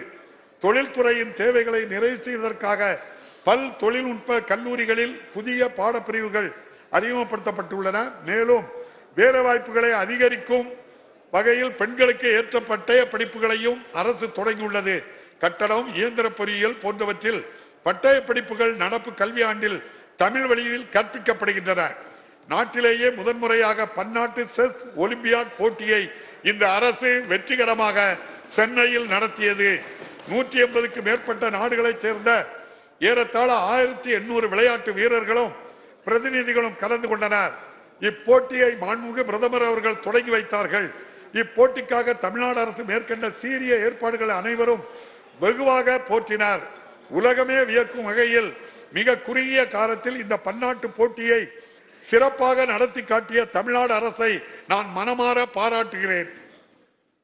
மாநிலம் முழுவதும் விளையாட்டு திறனை ஊக்குவித்திட முதலமைச்சர் கோப்பைக்கான போட்டிகளை அரசு அறிவித்துள்ளது. இப்போட்டிகளில் பள்ளி, கல்லூரி மாணவ மாணவியர், மாற்றுத்திறனாளிகள், அரசு பணியாளர்கள், பொதுமக்கள் என 5 பிரிவுகளில் ஆண் பெண் இருபாலரும் பங்கேற்கும் வகையில் தடகளம், கால்பந்து, கபடி, சிலம்பாட்டம் உள்ளிட்ட பல்வேறு விளையாட்டு போட்டிகள் மாநிலம் அங்கு நடத்தப்பட்டுள்ளன. உலகளவில் தொழில்நுட்பம் மற்றும் புதுமை திறன் உச்சி மாநாடு உமேஜின் முதன்முறையாக சென்னையில் வரும் மார்ச் மாதத்தில் நடைபெற உள்ளது. தொழில்நுட்ப நிறுவனங்கள், முதலீட்டாளர்கள், கல்வியாளர்கள், தொழில்நுட்பத்துறை முன்னோடிகள் ஆகியோரை ஒரே தளத்தில் ஒருங்கிணைத்து தொழில்நுட்பத்துறைக்கு புதிய உத்வேகத்தை இம்மாநாடு ஏற்படுத்தும். 1920ஆம் ஆண்டு சென்னை மாநகராட்சியில் நீதி கட்சியின் ஆட்சி காலத்தில் தொடங்கப்பட்ட மதிய உணவு திட்டம் பல்வேறு காலங்களில் தொடர்ந்து விரிவுபடுத்தப்பட்டு நாட்டிற்கே முன்மாதிரியாக இன்று திகழ்கிறது. ஏழை எளிய மாணவர்கள் அதிக அளவில் பள்ளிகளில் சேர்வதற்கும் தொடர்ந்து பயில்வதற்கும் இத்திட்டம் பெரும் பங்காற்றியுள்ளது. இதன் அடுத்த பரிமாணமாக கல்வி கற்கும் கனவுகள் பல சுமந்து கொண்டு வெறும் வயிற்றுடன் காலையில் பள்ளிக்கு வரும் குழந்தைகள் கல்வியில் கவனம் செலுத்த இயலாத நிலையை களைய முதலமைச்சரின் காலை உணவு திட்டம் அறிமுகப்படுத்தப்பட்டுள்ளது. முதற்கட்டமாக 1545 அரசு தொடக்க பள்ளிகளில் திட்டம் சிறப்பாக செயல்படுத்தப்பட்டு 1,14,000 மாணவர்கள் தினமும் பயன்பெறுகின்றனர். மதிய உணவு திட்டம் போன்றே இத்திட்டமும் நமது நாட்டிற்கே முன்னோடியாக விளங்கும் என நான் உறுதியாக நம்புகிறேன். தமிழ்நாடு பல்துறைகளில் தலை சிறந்து விளங்கவும் நமது மக்களின் வாழ்க்கை தரத்தை வளர்ந்த நாடுகளுக்கு நிகராக உயர்த்தவும் 2030ஆம் ஆண்டிற்குள் $1 டிரில்லியன் பொருளாதார வளர்ச்சி இலக்கை அடைய வேண்டும் என மாண்புமிகு முதலமைச்சர் அவர்கள் இலக்கிட்டுள்ளார்கள். இந்த அரசால் மேற்கொள்ளப்பட்ட பல முதலீட்டு மாநாடுகள், உலக அளவில் முதலீடுகளை ஈர்க்க மேற்கொண்ட முன்னெடுப்புகள் ஆகியவற்றின் பயனாக ஜூலை 2021 முதல் இன்று வரை 207 புரிந்துணர்வு ஒப்பந்தங்கள் கையெழுத்திடப்பட்டுள்ளன. இதனால் 2,23,210 கோடி ரூபாய் முதலீடும் 3,44,150 நபர்களுக்கான வேலை வாய்ப்புகளும் உறுதி செய்யப்படும். இக்காலகட்டத்தில் 28,232 கோடி ரூபாய் அந்நிய முதலீட்டை தமிழ்நாடு ஈர்த்துள்ளது என்பதும் குறிப்பிடத்தக்கது. தமிழ்நாடு உயிர் அறிவியல் மேம்பாட்டுக் கொள்கை, தமிழ்நாடு ஆராய்ச்சி மற்றும் மேம்பாட்டுக் கொள்கை, தமிழ்நாடு காலனி தோல் பொருட்கள் கொள்கை, தமிழ்நாடு விண்வெளி பாதுகாப்பு தொழில் கொள்கை போன்ற பல துறைசார் கொள்கைகள் 2022ஆம் ஆண்டில் இந்த அரசால் வெளியிடப்பட்டுள்ளன. மேலும் எரிபொருட்களில் எத்தனால் சேர்த்தல், பசுமை ஹைட்ரஜன், மின் வாகனங்களுக்கான கொள்கைகள் ஆகியவை மிக விரைவில் வெளியிடப்படும். சென்னை தவிர பிற நகரங்களில் தகவல் தொழில்நுட்ப நிறுவனங்கள் அமைந்திட உகந்த சூழலை உருவாக்க 7 இடங்களில் மினி டைடல் பூங்காக்கள் அமைக்கப்பட்டு வருகின்றன. மேலும் மாநிலத்தின் 3வது டைடல் பூங்கா மதுரையில் ரூபாய் 600 கோடி மதிப்பீட்டில் நிறுவப்படும். காஞ்சிபுரம் மாவட்டம் பரந்தூரில் ஒரு புதிய பன்னாட்டு விமான நிலையத்தை அமைப்பதற்கான ஆயத்த பணிகளை மாநில அரசு தொடங்கியுள்ளது. இது நமது மாநிலத்தின் அதிகரித்து வரும் விமான போக்குவரத்து தேவைகளை நிறைவு செய்வதோடு அப்பகுதி மக்களின் வாழ்வாதார மேம்பாட்டிற்கும் மாநிலத்தின் பொருளாதார வளர்ச்சிக்கும் வழிகோலும். கோவிட் பெருந்தொற்றால் கடும் பாதிப்புக்குள்ளான குறு சிறு மற்றும் நடுத்தர நிறுவனங்கள் அரசு மேற்கொண்ட பல்வேறு நடவடிக்கைகளால் பெருமளவில் மீண்டு வந்துள்ளன. இந்நிதியாண்டின் முதல் 6 மாதங்களில் இந்நிறுவனங்களுக்கு வழங்கப்படும் கடன்கள் 20%, கடன் கணக்குகளின் எண்ணிக்கை 19% உயர்ந்துள்ளன. இந்த அரசு ஆட்சி பொறுப்பேற்ற பின்னர் 2344 கோடி ரூபாய் மதிப்புள்ள 16,000க்கும் மேற்பட்ட சுயதொழில் திட்டங்களுக்கு உதவிகள் வழங்கப்பட்டுள்ளதோடு நடப்பாண்டில் குறு சிறு மற்றும் நடுத்தர நிறுவனங்களுக்கென 5 புதிய தொழில்பேட்டைகளையும் அரசு தொடங்கியுள்ளது. தமிழ்நாடு புத்தொழில் மற்றும் புத்தாக்க இயக்கத்தின் ஸ்டார்ட் அப் தமிழ்நாடு வாயிலாக மாநிலத்தில் உள்ள புத்தொழில்களுக்கு உகந்த சூழல் உருவாக்கப்பட்டுள்ளது. மே 2021 முதல் மாநிலத்தில் பதிவு செய்யப்பட்ட புத்தொழில்களின் எண்ணிக்கை இரட்டிப்பாகியுள்ளது. மேலும் நம் நாட்டிலேயே முதன்முறையாக பட்டியலினத்தவர் மற்றும் பழங்குடியினரின் புத்தொழில்களுக்கு உதவ 30 கோடி ரூபாய் சிறப்பு நிதி அரசால் ஒப்படைக்கப்பட்டுள்ளது. இதனால் அனைவரையும் உள்ளடக்கிய புத்தொழில் சூழல் மாநிலத்தில் உறுதி செய்யப்பட்டுள்ளது. தமிழ்நாட்டு இளைஞர்கள் உலகத்தரம் வாய்ந்த திறன் பயிற்சி பெற்று திறமையிலும் தகுதியிலும் சிறந்து விளங்கிட நான் முதல்வன் திட்டத்தை அரசு தொடங்கியுள்ளது. கற்கும் கல்விக்கும் தொழில்துறைகளின் தேவைக்கும் இடையே உள்ள இடைவெளியை நிறைவு செய்து வேலைவாய்ப்புகளை பெற்றுத்தரக்கூடிய திறன் பயிற்சிகளும் தொழில் சார்ந்த பயிற்சிகளும் மாணவர்களுக்கு வழங்கப்படுகின்றன. இத்தகைய சீரிய முன்னெடுப்புகளின் மூலம் 3 லட்சம் பொறியியல் கல்லூரி மாணவர்களுக்கு திறன் பயிற்சிகள் வழங்கப்படுகின்றன. மேலும் 4.5 லட்சம் கலை மற்றும் அறிவியல் கல்லூரி மாணவர்களும் இதன் மூலம் பயனடைவர். கல்லூரி படிப்பு முடியும் தருவாயிலேயே மாணவர்களின் கல்வி தகுதிக்கேற்ப வேலை வாய்ப்பினை உறுதி செய்வதோடு தொழில் நிறுவனங்களில் பணியாற்ற திறன்மிகு மாணவர்களை உருவாக்குவதும் இத்திட்டத்தின் முக்கிய நோக்கமாகும். கிராமப்புற பகுதிகளில் அடிப்படை வசதிகளை ஏற்படுத்தி கட்டமைப்புகளை மேம்படுத்தி வாழ்வாதார திட்டங்களின் மூலம் வறுமையை அகற்றிடும் முயற்சிகளில் இந்த அரசு முழுமையாக ஈடுபட்டுள்ளது.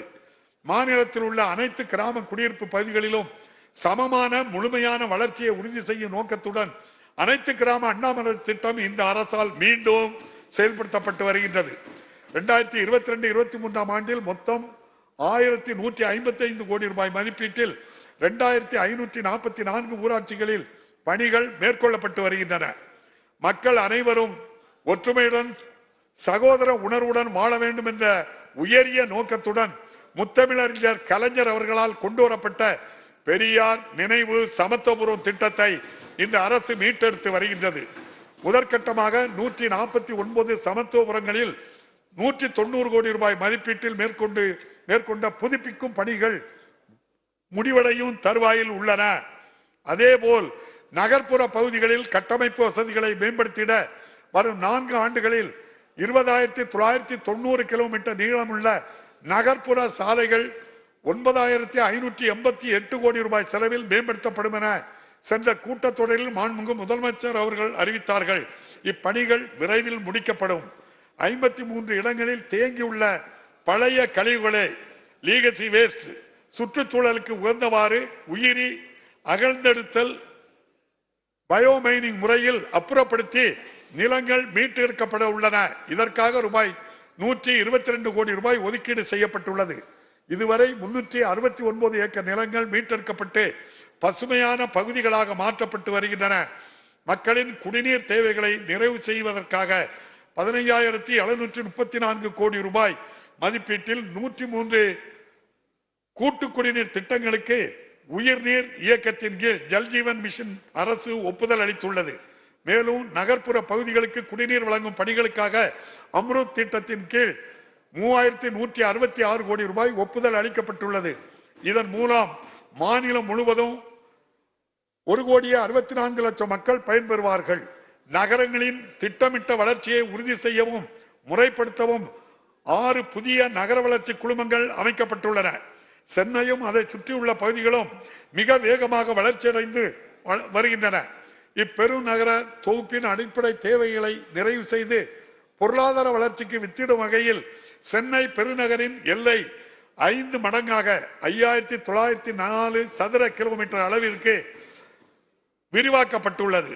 சென்னை பெருநகர பகுதிக்கான போக்குவரத்து திட்டங்களை தயாரிக்கவும் பல்வேறு துறைகளால் செயல்படுத்தப்படும் போக்குவரத்து அமைப்புகளையும் சேவைகளையும் ஒருங்கிணைத்திடவும் சென்னை ஒருங்கிணைந்த பெருநகர போக்குவரத்து குழுமம் கும்டா 2010 ஆண்டில் அமைக்கப்பட்டது.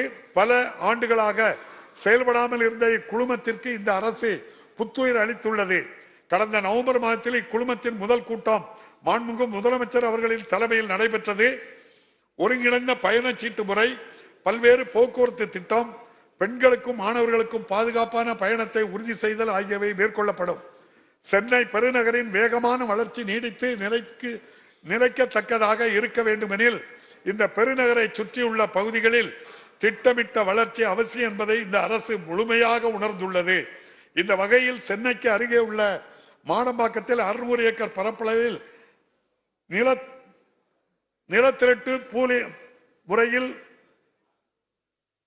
புதிய வளர்ச்சி பகுதியை உருவாக்குவதற்கான ஒரு முன்னோடி முயற்சி சென்னை பெருநகர வளர்ச்சி குழுமத்தால் மேற்கொள்ளப்பட்டு வருகின்றது. நில உரிமையாளர்களின் ஒப்புதலோடு நிலங்களை பெற்று திரட்டி திட்டமிட்ட வளர்ச்சிக்கு ஏதுவாக பல்வேறு நில பயன்பாடுகளுக்கு ஏற்றவாறு அவற்றை நில வகைப்பாடு செய்து நில உரிமையாளர்களுக்கு பங்கீடு செய்து வழங்கி புறநகர் வளர்ச்சிக்கு வித்திடும் பணிகள் விரைவாக நடைபெற்று வருகின்றன. பெரும்பாலான நில உரிமையாளர்கள் மனம் வந்து ஒப்புதல் அளித்துள்ள இப்பணிகள் விரைவில் நிறைவேறும். இதன் அடுத்த கட்டமாக இதே நிலத்திரட்டு முறையை பின்பற்றி கிழக்கு கடற்கரை சாலையை ஒட்டி மாமல்லபுரம் அருகே புதிய துணை நகரம் ஒன்று அமைக்கப்படும். இச்சாலையும் 4 வழி சாலையாக தரம் உயர்த்தப்படுவதால் சென்னை பெருநகர பகுதியின் அடுத்த கட்ட வளர்ச்சிக்கு அச்சாணியாக இத்திட்டம் விளங்கும். பொருளாதார வளர்ச்சிக்கு இன்றியமையாத தரமான பாதுகாப்பான சாலை இணைப்புகளை மாநிலம் முழுவதும் அமைத்திட இந்த அரசு பல்வேறு திட்டங்களை செயல்படுத்தி வருகின்றது. ஒருங்கிணைந்த சாலை மேம்பாட்டு திட்டத்தின் கீழ் 5582 கோடி ரூபாய் மதிப்பீட்டில் 2263 புதிய பணிகளை மேற்கொள்ள அரசு ஒப்புதல் வழங்கியுள்ளது. மேலும் 560 கோடி ரூபாய் மதிப்பீட்டில் 131 தரைப்பாலங்களை உயர்மட்ட மேம்பாலங்களாக மாற்றுதல், 142 கோடி ரூபாய் மதிப்பீட்டில் புறவழி சாலைகள் அமைத்தல், 327 கோடி ரூபாய் செலவில் 8 ரயில்வே மேம்பாலங்கள் அமைக்கும் புதிய பணிகள் போன்றவை நடப்பாண்டில் மேற்கொள்ளப்பட உள்ளன.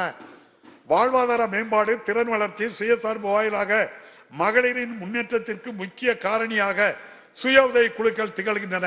இவ்வாண்டில் 3,97,000 மகளிரை உறுப்பினர்களாக கொண்டு 42,845 புதிய சுய உதவி குழுக்கள் அமைக்கப்பட்டுள்ளன.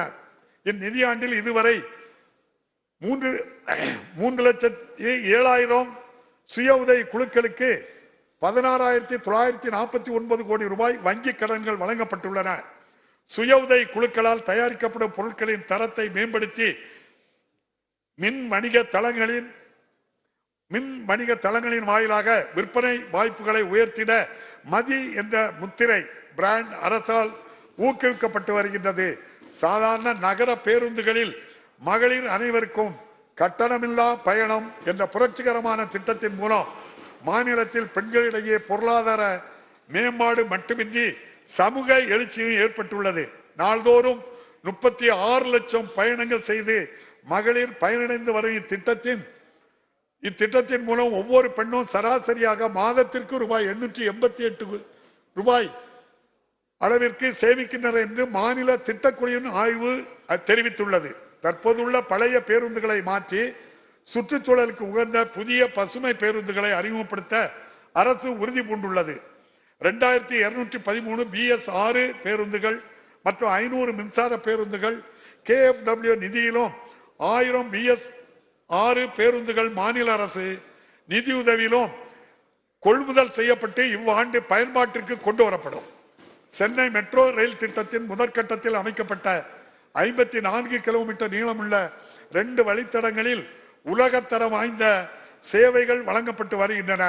கோவிட் பெருந்தொற்றிற்கு பின் நாள்தோறும் பயணிக்கும் நபர்களின் எண்ணிக்கை தொடர்ந்து அதிகரித்து வருகிறது.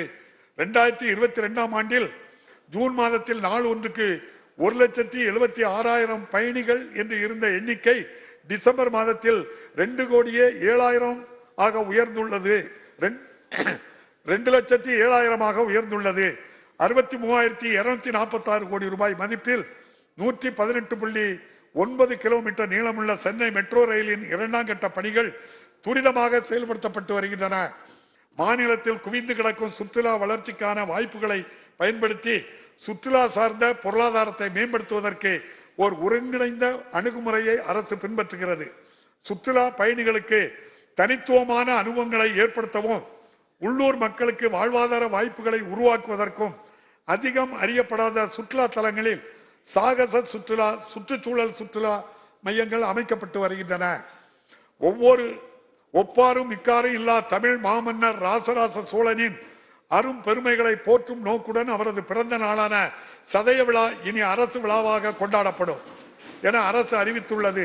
மேலும் சோழ பேரரசின் புகழை காட்சிப்படுத்தும் வகையில் ராசராச சோழனின் மணிமண்டபம் புதுப்பிக்கப்பட்டு மெருகேற்றப்படும் எனவும் உலகாண்ட தமிழ் மாமன்னர் ராசேந்திர சோழரின் பிறந்த நாளான ஆடி திருவாதிரை இனி அரசு விழாவாக கொண்டாடப்படும் எனவும் மாண்புமிகு முதலமைச்சர் அவர்கள் அறிவித்துள்ளார்கள். மாநிலத்தில் உள்ள தொல்பொருள் மற்றும் வரலாற்று நினைவு சின்னங்கள் செழுமையான மரபினை பாதுகாப்பதற்கான தீவிர நடவடிக்கைகள் அரசால் மேற்கொள்ளப்பட்டு வருகின்றன. கீழடி அகழ்வாயில் கிடைத்த தொல்பொருட்களை காட்சிப்படுத்துவதற்காக அமைக்கப்படும் உலக தரம் வாய்ந்த அருங்காட்சியகத்தின் கட்டுமான பணிகள் நிறைவடையும் தருவாயில் உள்ளன. இதுபோன்று ஆதிச்சநல்லூர், கொற்கை, சிவகலை ஆகிய பகுதிகளில் அகழ்ந்தெடுக்கப்பட்ட தொல்பொருட்களை காட்சிப்படுத்துவதற்கான பொருணை அருங்காட்சியகம் அமைக்கும் பணிகளும் நடைபெற்று வருகின்றன.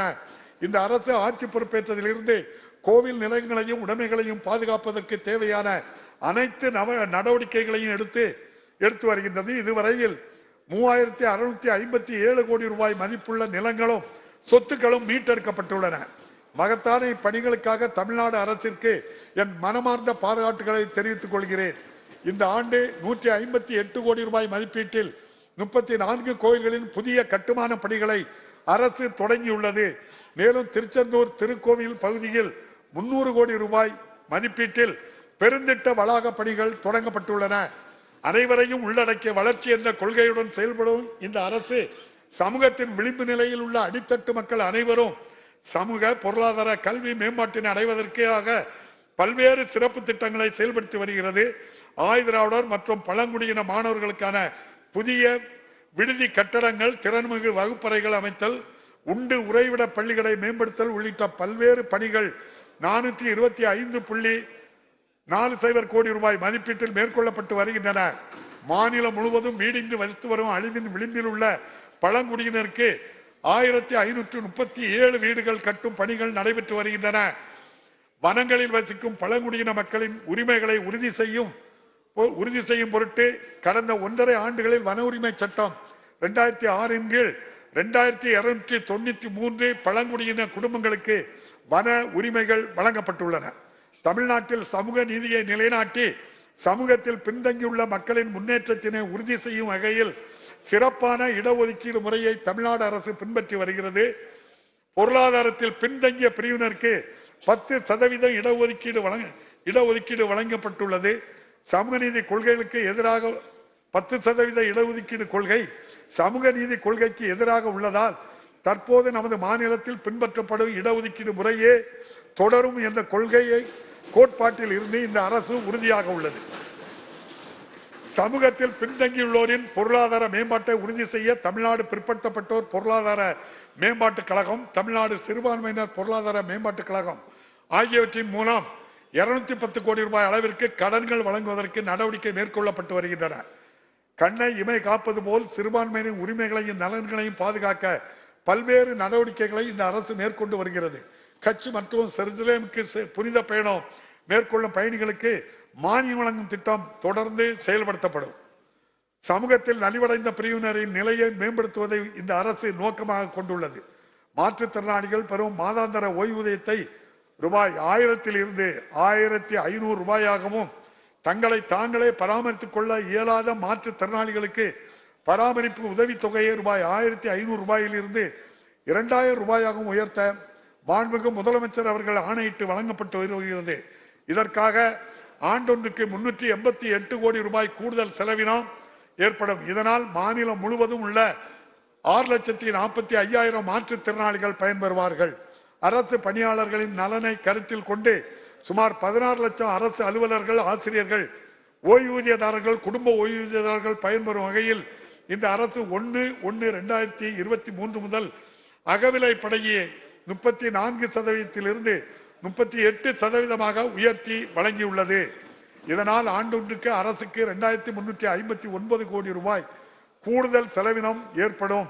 ஓய்வூதியர்களுக்கான வாழ்நாள் சான்றிதழ் வழங்கும் முறை மின்னணு முறையில் எளிமையாக்கப்பட்டு ஓய்வூதியதாரர்கள் இருக்கும் இடத்திலிருந்தே இச்சேவையை பெறுவதற்கு வழிவகை செய்யப்பட்டுள்ளது.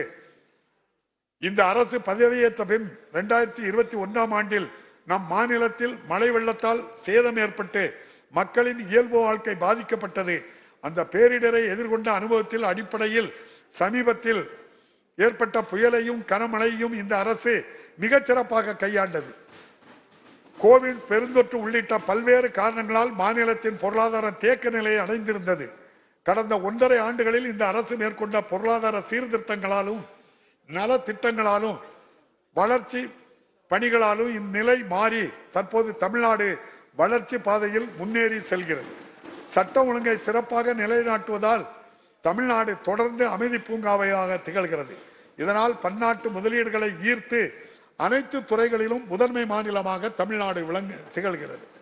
சமூக நீதி, சுயமரியாதை, அனைவரையும் உள்ளடக்கிய வளர்ச்சி, சமத்துவம், பெண்ணுரிமை, மத நல்லிணக்கம், பல்லுயிர் ஓம்புதல் ஆகிய கொள்கைகள் இவ்வரசின் அடித்தளமாக அமைந்துள்ளன.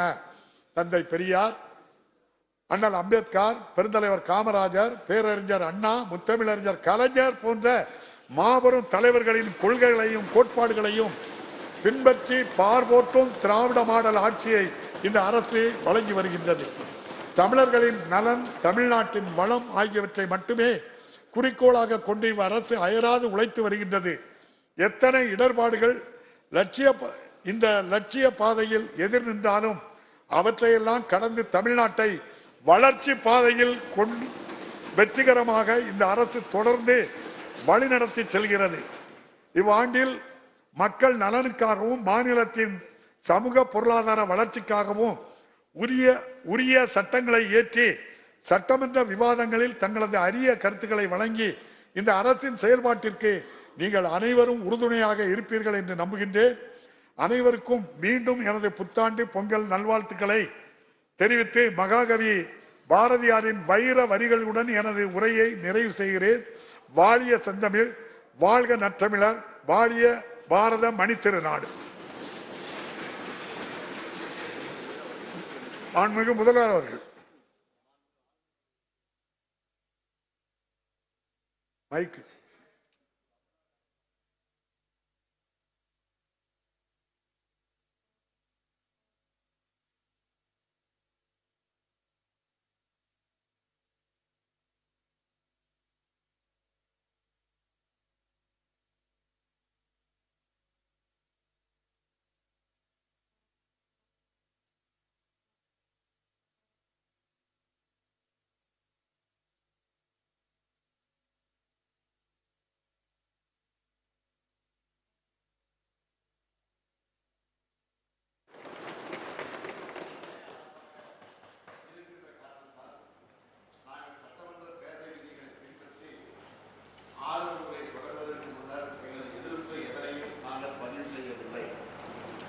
பேரவையில் மிகவும் கண்ணியத்தோடு அரசமைப்பு சட்டத்தின் கீழ் முழு மரியாதை நாங்கள் நடந்து கொள்வோம். ஆனால் எங்களது கொள்கைக்கு மாறாக மட்டுமல்ல, அரசின் கொள்கைக்கு கூட மாறாக தமிழ்நாடு அரசு தயாரித்த மாநில ஆளுநர்களால் இசைவளிக்கப்பட்ட அச்சிடப்பட்ட முறையை முறையாக படிக்காதது மிகவும்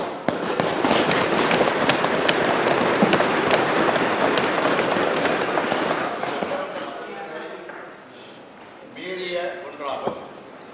ஆகவே சட்டமன்ற பேரவை விதி 17 தளத்தில் இன்றைக்கு அச்சிடப்பட்டு மாண்பு உறுப்பினர்களுக்கு வழங்கப்பட்டுள்ள ஆங்கில முறை மற்றும் மாண்பு பேரவைத் தலைவர்களால் படிக்கப்பட்ட தமிழ் முறை ஆகியன மட்டும் அவை குறிப்பில் ஏற வேண்டும் எனும் தீர்மானத்தையும்